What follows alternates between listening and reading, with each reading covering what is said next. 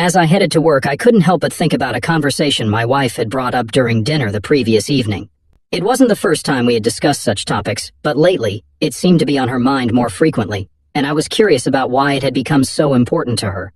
She encouraged me to recall how many women I had been involved with before we committed to each other exclusively. Additionally, she wanted to know if I still had any lingering fantasies about my past partners, or if I ever thought about them during our intimate moments. After 5 years of marriage, the simple answer was that my wife and I had built a relationship based on trust, respect, love, intimacy, and friendship. Even though it wasn't perfect, I believed these elements were essential for any successful relationship, and I assumed Molly shared the same perspective. It felt like we were living a dream life: stable income, a strong marriage, a beautiful home, the means for vacations, and the enjoyment of fine dining, wines, and entertainment. I am William Harrison, but my friends call me Billy. My wife's name is Molly. During my childhood, I stayed in shape by playing football and hockey year-round and dedicating time to weightlifting. Nowadays, I maintain my fitness through running and actively participating in the adult soccer league, occasionally indulging in pond hockey. My beloved wife Molly, with her radiant eyes, flawless complexion, and lovely lips, possessed the ability to captivate anyone with her smile and engaging conversations on a wide range of topics. Her genuine interest in others made her an exceptional listener and an impartial advisor. Though her friendly demeanor might have seemed like flirting or casual behavior at times, it never bothered me because Molly knew how to keep conversations respectful and appropriate. In my eyes, Molly had a near-perfect character, with the only occasional annoyance being a minor flaw that occasionally led to emotional discussions between us. While these disagreements seldom escalated into full-blown arguments, Molly's unwavering determination, once she made up her mind, could make it challenging for me to change her perspective, especially in matters without clear scientific evidence. Both of us got married shortly after college, having exclusively dated during our final 2 years of university. It's safe to say that Molly didn't have much experience in choosing partners before our marriage. In contrast, I led a more adventurous life during high school and the first 2 years of college, exploring relationships with various women. By the age of 19, I considered myself fortunate. When Molly inquired about my ability to satisfy her, I openly acknowledged the influence of my previous experiences. This revelation made her feel envious as she realized the missed opportunities and diverse encounters she had not had.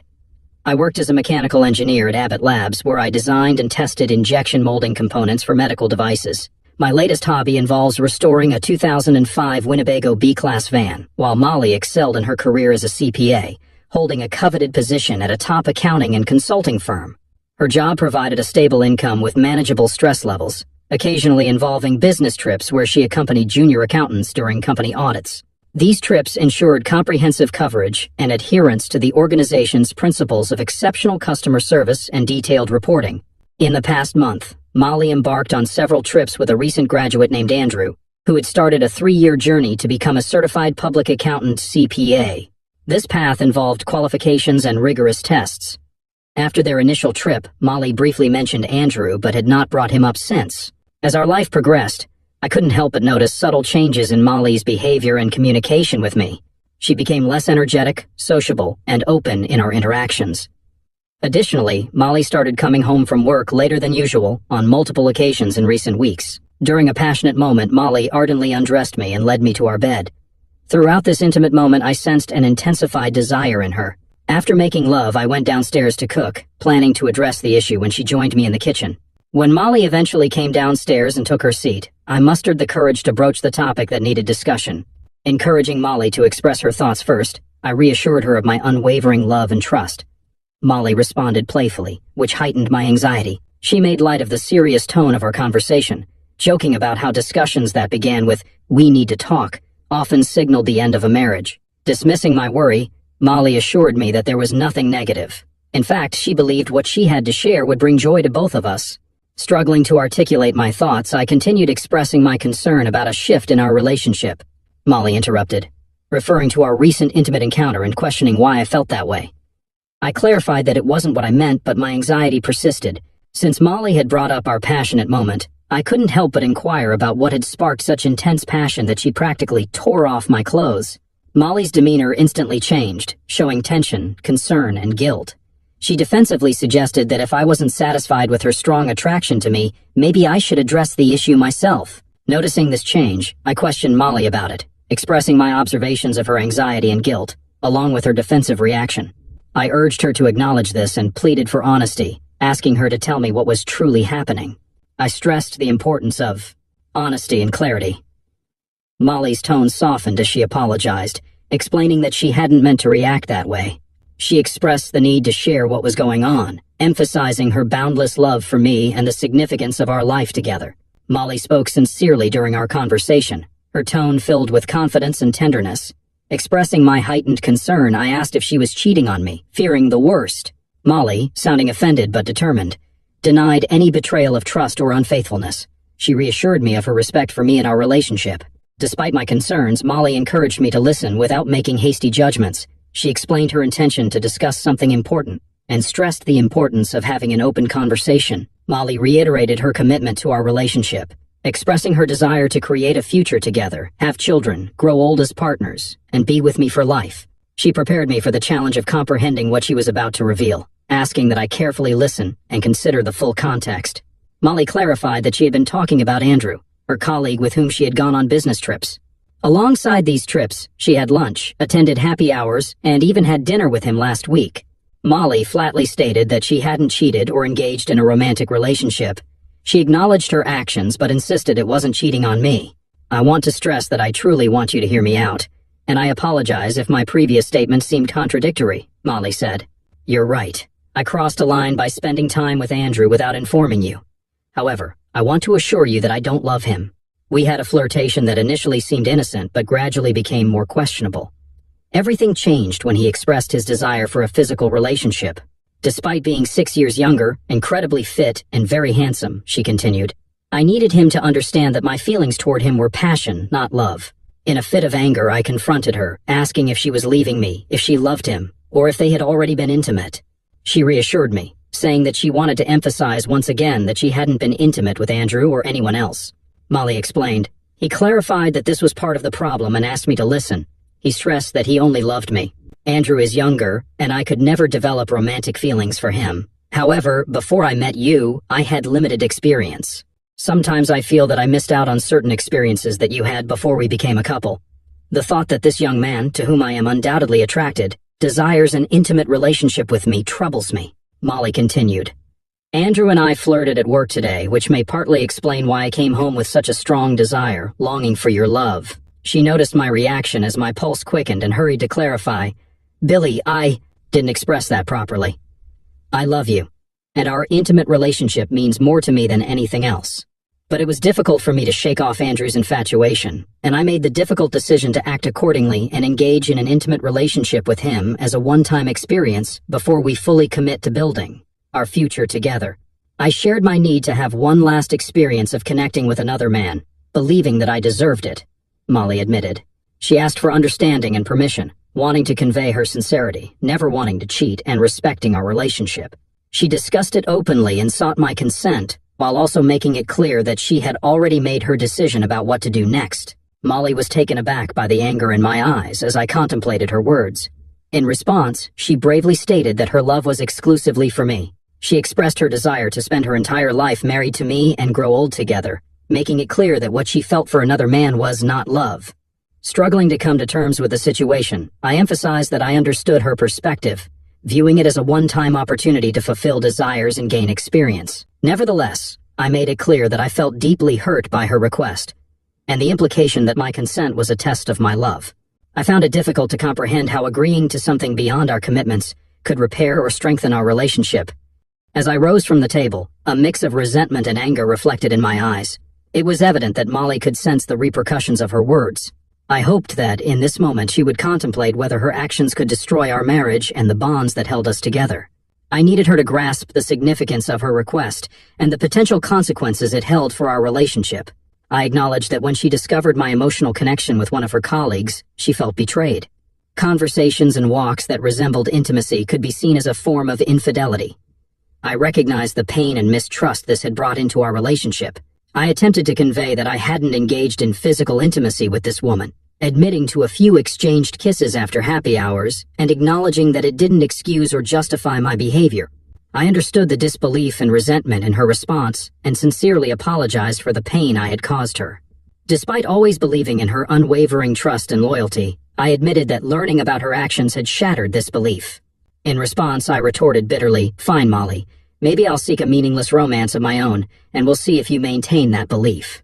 With those words lingering, I abruptly stood, grabbed my keys, and headed for the door. Molly called out to me, her voice pleading, "Billy, please reconsider and come back. I understand that you may think this situation could lead to personal growth and allow you to provide even more love and attention in the future, but, Molly, you're deluding yourself. Right now I can't fathom how you expect me to accept your betrayal and just endure it while claiming to love me. The truth is, I'll never truly bridge this trust gap. If you continue this affair, it means the end of our relationship. Do you comprehend the gravity of this?" With those words hanging in the air, I made my way to my car, opting to put some distance between us. Molly called for me to return, pleading, "Billy, no, please come back." Anger and pain consumed my thoughts, and I could only gaze at her in disbelief before driving off into the night. It was an overwhelming moment of shock and confusion. Seeking solace, I stayed at the Hilton Hotel in a nearby suburb for the night, trying to escape the turmoil. I spent too much time at the hotel bar, drowning my sorrows in alcohol. Eventually, I returned to my room and collapsed into bed, still reeling from the shock that Molly considered such a situation acceptable. Ignoring her calls and voicemails, I remained stunned and couldn't comprehend how she could profess her love for me while insisting on violating our marriage vows. I was well aware of Molly's stubbornness when she made up her mind, but this was not the time for it. I considered yielding and leaving everything as it was, but I feared that it would be a mistake that could destroy our marriage.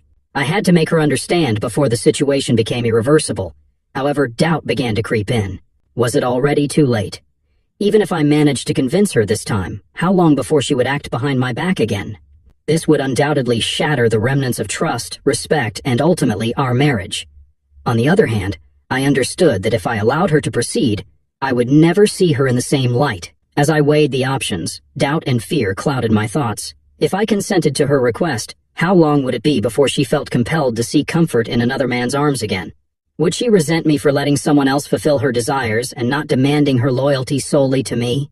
It became clear that there was no good choice, and a sense of impending doom hung over our relationship. Something inside me suggested that our path was already leading to a tragic ending. Finally, I reached a decision. My only glimmer of hope rested on convincing her to reconsider and attend counseling with me.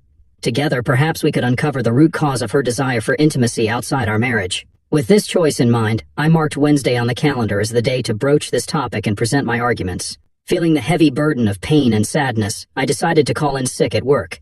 As soon as I learned that Molly was away, I returned to our house and immersed myself in completing some unfinished work on the van. Engaging in physical labor provided temporary relief from the constant emotional turmoil. I successfully installed and connected the solar panel, ensured all electrical components were in working order, and refilled the water tanks. I knew that with one more day of work assembling the body, the van would be ready for our journey by Thursday. As Molly's return drew near, I buried myself in these tasks, seeking solace amid the heartache. After carefully researching divorce proceedings, financial matters, and seeking professional guidance, I felt I had a preliminary plan of action for both potential outcomes that awaited me. With a sense of urgency, I surveyed our home and compiled a list of my personal possessions, focusing on items of great importance to me. Time was of the essence, and I managed to visit the bank before Molly's arrival. At the bank, I acted swiftly, canceling our joint credit card and opening one solely in my name. Similarly, I closed our shared checking account and established an individual account under my name. I decided to use funds from our shared account to prepay the mortgage over the next 2 months. Afterward, I divided the remaining balance in half, issuing Molly a check for her share and placing my portion into a personal savings account. Amidst mixed emotions, I sought solace in a familiar pub I frequented. There, I sipped on beer and indulged in a hamburger, preparing myself for the impending conversation with Molly. Around 6 in the evening, Molly returned home, and upon seeing me, she immediately expressed her concern and disappointment about my sudden departure. She pleaded with me not to leave without informing her of my well-being. "I understand that you're hurting, but I was genuinely concerned about your safety. I should have ensured you knew I was okay," she said. "Molly," I replied, "I used to have absolute faith in the durability and strength of our love. However, recent events have cast doubt on the foundation of our relationship. Just a week ago, I could never have imagined that you would ask me for permission for an extramarital affair, only to continue as if nothing had occurred. I find it hard to understand how you can profess your love for me, talk about our enduring future together, and yet seek my permission for an extramarital affair. Molly, please know that I'm not questioning your love for me, but it's crucial to grasp that seeking permission doesn't erase the fact that it goes against the vows we made to each other. This remains a breach of trust in our commitments. It's essential to realize the gravity of this situation and the impact it can have on our relationship, both now and in the future. Molly, if we talk about drama and immaturity, what I'm experiencing right now far surpasses that. I look at the person I once loved, and I'm uncertain if I truly know who you are. You're asking me to accept that you love me. Yet you're also asking me to accept that you're planning an intimate encounter with another man over the weekend, and then return to our previous state as a couple and partners. Deep down, I know that things can never be the same again. Our relationship can never revert to what it was before. Consider this, Molly. How would you feel if I engaged in intimacy with someone else and then told you it's just a regular thing? It wouldn't be fair, and you're aware of that. Yes, I've had experiences with other women in the past, but that doesn't excuse or make this situation any less painful. I understand that you feel like you missed out on various opportunities in your past while I had such experiences. In response to your question, I would say that if I initiated an affair, I would expect consequences, including the possibility of being asked to leave and the uncertainty of forgiveness. So why should the circumstances be any different for you? Why shouldn't I contemplate asking you to leave? And why do you think forgiving you would be easy for me? Molly was overwhelmed by emotions, tears welling up in her eyes as she responded. I interrupted, pointing out that her statement wasn't entirely accurate. I asked if she had already committed to proceeding with the plan, if she had given her potential partner a promise. Molly attempted to defend herself, insisting that he wasn't her lover. However, she eventually admitted that she had arranged a trip with her potential partner starting the following morning and lasting until Sunday evening. Upon hearing this, I expressed deep concern and conveyed that if she went through with it, things wouldn't simply return to normal come Monday, and our relationship wouldn't be the same. Molly gasped in response. She retreated to the kitchen and took a seat at the table, pleading with me not to let this situation ruin our marriage and life together. She emphasized that I had always been and would always be her husband, the one with whom she wanted to raise our children. Feeling the profound disconnect between us, I shook my head and gently stated, "Molly, we're just not on the same page anymore. If everything you've said is true, you wouldn't even consider going through with what you're planning for Saturday. It seems this conversation won't lead to a resolution. I want to make it clear that if you proceed with your plan, our relationship will end. I'll return on Friday evening, as previously mentioned. Molly, please don't ask me to stay when you're making a choice that puts our marriage at risk. We can't just brush this aside. Let's try to find a way out of this difficult situation. I'll bring dinner around 7 on Friday night. Or by the way, what time is Andrew picking you up on Saturday morning, just so I know?" Molly replied, "I'll ask him to pick me up at 11 a.m., but please understand that you don't have to leave. In fact, I want you to meet him." Anger welled up inside me, and I retorted, suggesting that if I were to meet him, I might consider asking both of them to leave. Instead of reacting with anger, I proposed that she should consider expressing gratitude for me not completely cutting her out of my life. I urged her to think carefully about her actions before our Friday meeting, emphasizing the significant damage this situation was inflicting on our relationship, which she seemed to underestimate. I made it unequivocal that this was a promise I intended to uphold. I conveyed that if she were to end this affair and inform him that she didn't want to meet him anymore, either now or in the future, and she committed